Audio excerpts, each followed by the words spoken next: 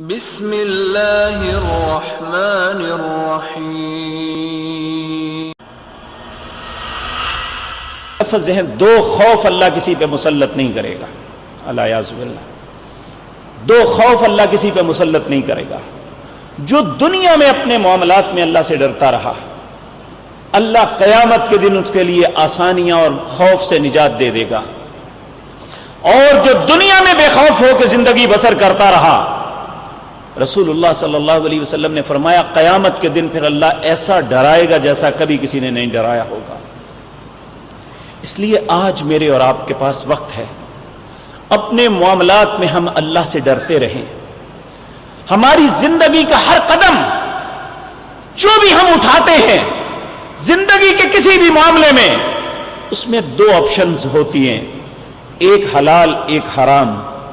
اللہ کا خوف یہ ہے کہ بے شک حرام میں ہمیں دگنا چوگنا 10 گنا ملتا ہو، اس میں بے شمار آسانیاں ہوتی ہوں، ہم حلال کو ترجیح دیں گے تو کل قیامت کے دن کی آسانیاں ہمیں مل جائیں گی۔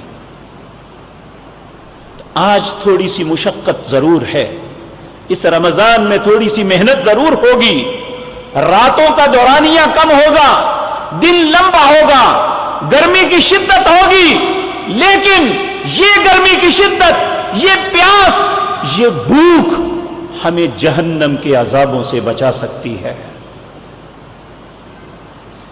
یہ قیامت کے 50,000 سال دن کو چھوٹا کر سکتی ہے۔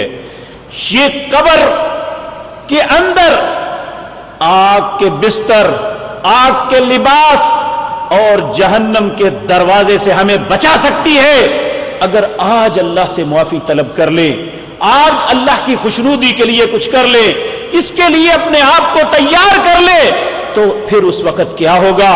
ایک ان پڑھ شخص جس کو عربی کا کوئی لفظ نہیں آتا، لیکن وہ اپنی زندگی میں حرام و حلال کی تمیز کرتا رہا، اللہ کی فرما برداری اپنی استطاعت کے مطابق کرتا رہا، اللہ کے فرائض کو ادا کرتا رہا، تو وہ بے اختیار کہے گا، اسے فرشتہ پوچھے گا من ربک، تیرا رب کون ہے؟ وہ کہے گا ربی اللہ، میرا رب اللہ ہے۔ پوچھا جائے گا من نبیک، تیرا نبی کون ہے؟ کہے گا نبی محمد صلی اللہ علیہ وسلم۔ پوچھا جائے گا من دینک، تیرا دین کیا ہے؟ وہ کہے گا دینی الاسلام۔ فرشتہ کہے گا صدقتا، اس نے سچ کہا ہے کیونکہ اس نے زندگی اس کے مطابق گزاری۔ فافرشوہ من الجنہ وملبسوہ من الجنہ، اس کو جنت کا لباس پہنا دو، اس کے نیچے جنت کا بستر بچھا دو، اور پھر اسے کہا جائے گا نم کا نومت العروس، اب تو سو جا جس طرح پہلی رات کی دلہن بے خوف ہو کے سو جاتی ہے۔ وہ انسان قیامت کے دن تک آرام سے سو جائے گا۔